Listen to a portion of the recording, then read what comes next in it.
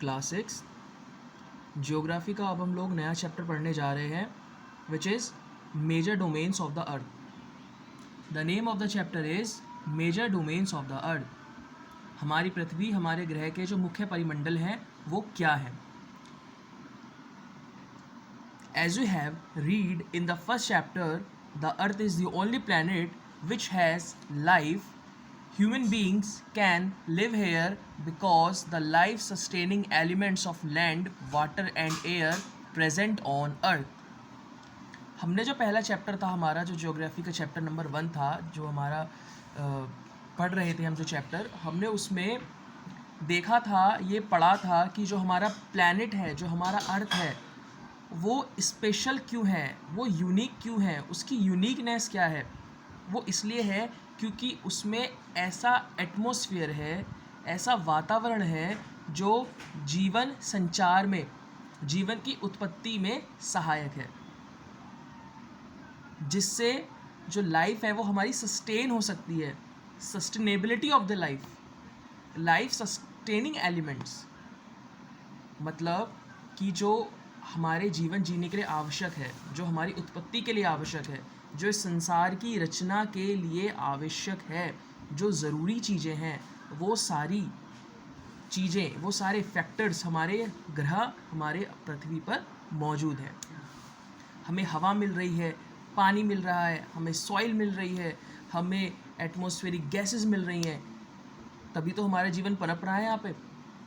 वरना अगर ये नहीं होता तो शायद पॉसिबिलिटी थी कि हमारा जीवन नहीं होता, हमारी एग्जिस्टेंस ही नहीं होती। इन्हीं एग्जिस्टेंस के चलते जो हमारी जो लाइफ की जो एग्जिस्टेंस है, जो हमारे होने का जो सबूत है, वो डिपेंड करता है हमारे डोमेन्स पर, हमारे ग्रह के डोमेन्स पर, मतलब परिमंडल पर। 3 डोमेन्स है इस चैप्टर में जो कि हम पढ़ेंगे आगे। The first one is the lithosphere, the second one is the atmosphere and the third one is the hydrosphere. अब इनका मतलब क्या होता है वो हम लोग पढ़ लेते हैं। The solid portion of the earth in which we live is called lithosphere. जो पृथ्वी का भूमंडल है, जो भूमि का भाग है जिस पर हम लोग रहते हैं, जो अपर लेयर है हमारी अर्थ की, उसे हम क्या बोलते हैं? Lithosphere. The gaseous layer that surrounds the earth is called atmosphere.